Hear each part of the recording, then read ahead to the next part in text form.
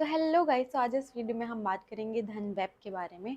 और इसमें हम ये बात करेंगे कि कैसे आप स्टॉक्स को फाइंड आउट कर सकते हो जो सेक्टोरल परफॉर्मर हो, मतलब कि वो अपने सेक्टर से ज़्यादा ही ग्रो करता हो। मतलब अगर उनका सेक्टर जो है वो 10% ग्रो करता है, तो ये जो है वो 20 से 25% ग्रो करेगा। तो आज इस वीडियो में हम यही सब डिस्कस करेंगे, तो चलिए शुरू करते हैं। तो गाइज़ यहाँ पे मैं स्कैनेक्स पर आ गई हूँ और हमारा मोटिव है ऐसे स्टॉक्स को फाइंड आउट करना जो अपने सेक्टर से ज़्यादा बेटर परफॉर्म करें।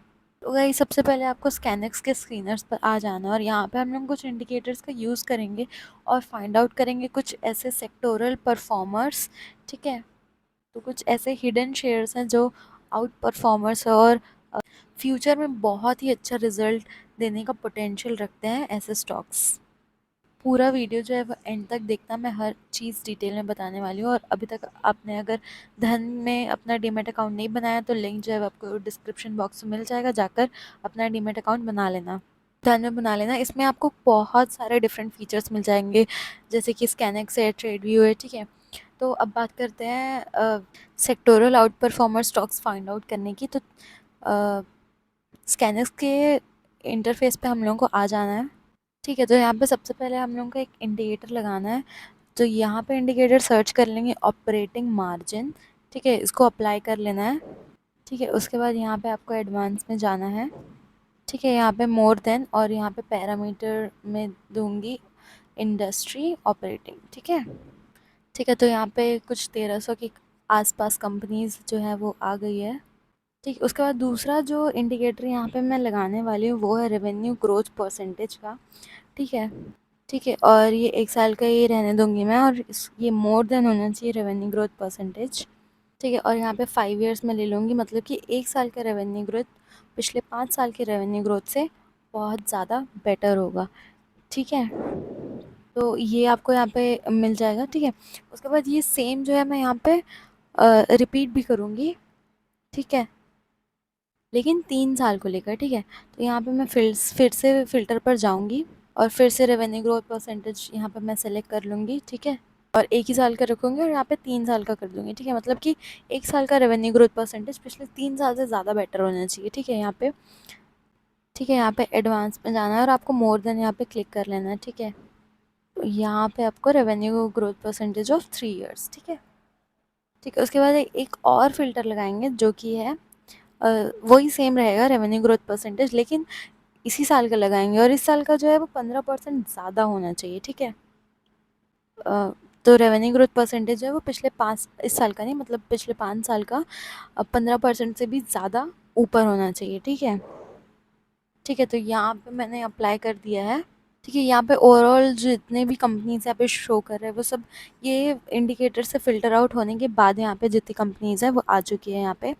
ठीक है, उसके बाद हम एक और इंडिकेटर लगाएंगे, पी रेशियो। ठीक है, तो यहाँ पे गाइस मैं चाहती हूँ पी रेशियो एक सर्टेन लिमिट के बीच में हो। ठीक है, और पी रेशियो जो है वो, ठीक है, लेस देन होना चाहिए। जो इंडस्ट्री पी रेशियो है उसका कम होना चाहिए उससे। पी रेशियो जो है इन सारे स्टॉक का वो इंडस्ट्री पी रेशियो से कम है। ठीक है, यहाँ पे हम लोगों को 61 के आसपास कुछ स्टॉक्स फ़िल्टर आउट होके यहाँ पे स्क्रीन पर देखने को मिल रहे हैं। ठीक है, उसके बाद एक और इंडिकेटर यहाँ पे मैं लगाऊंगी, रिटर्न ऑन इक्विटी। ठीक है, और return of on capital employed. ठीक है, दोनों ही मैं यहाँ पे अप्लाई करूँगी। ठीक है, तो यहाँ पे मैंने दोनों को अप्लाई कर दिया और यहाँ पे अप्लाई वाले बटन को दबा लेना है। तो यहाँ पे रिटर्न ऑन इक्विटी कितना होना चाहिए? मेरे हिसाब से यहाँ पे 10 से 15% के आसपास होना चाहिए। ठीक है, यहाँ पे मैं इसको 15 ही कर दे रही हूँ, या 15% के आसपास ही होना चाहिए। ठीक है, और return on employed sorry return on capital employed भी 15-20% के आसपास होना चाहिए। तो यहाँ पे 20-20% के हिसाब से मैं यहाँ पे कर दे रही हूँ रिटर्न ऑन कैपिटल एम्प्लॉयड पे। ठीक है, तो यहाँ पे 20 स्टॉक्स ऑलरेडी आ चुके हैं। अब जो इंडिकेटर यहाँ पे मैं लगाऊंगी वो है डेट टू इक्विटी रेशियो। ठीक है, तो डेट टू इक्विटी को जो है वो एक सर्टेन रेंज में रखूँगी, मैं कोशिश करूँगी कि उसको एक सर्टेन रेंज पे ही रखूँ मैं। ठीक है, तो मैंने सेलेक्ट कर लिया। उसके बाद यहाँ पे मैं अप्लाई वाले बटन पे क्लिक कर दूँगी, डेट टू रेशियो। ठीक है, ठीक है, डेट टू इक्विटी जो है, सॉरी, वो मिनिमम यहाँ पे मैं 0 कर दूँगी और मैक्सिमम जो है वो 1.5 के आसपास। ठीक है, तो यहाँ पे मैं इसको 1.5 यहाँ पे मैं कर देती हूँ। वन वन वन वन ठीक है, 1 दैट्स द बेस्ट थिंग, 1 कर देती हूँ। तो ठीक है, यहाँ पे कुछ 18 ऑप्शंस यहाँ पे आसपास मेरे पास आ चुके हैं। तो यहाँ पे जितने भी स्टॉक्स आपको दिख रहे हैं ना, यहाँ पे इसका ओवरऑल परफॉर्मेंस काफ़ी ज़्यादा अच्छा है। यहाँ पे सेक्टोरल आउट परफॉर्मर्स है, सारे स्टॉक्स अपने सेक्टर से बेहतर परफॉर्म करते हैं और इन सब का ग्रोथ भी बहुत ज़्यादा अच्छा है। फ्यूचर में भी इनका ग्रोथ काफ़ी ज़्यादा दिखता है। आप इन सारे स्टॉक्स में से इन्वेस्ट कर सकते हो किसी में भी। ठीक है, स्कैनेक्स इज सेइंग कि ये सारे जो स्टॉक्स है वो बेस्ट स्टॉक्स है, सेक्टोरल आउट परफॉर्मर्स है। तो गाइज आई होप आपको ये पसंद आया होगा। Like, share, subscribe. Thank you so much for watching. Investments in the securities market are subject to market risk. Read all the related documents carefully before investing.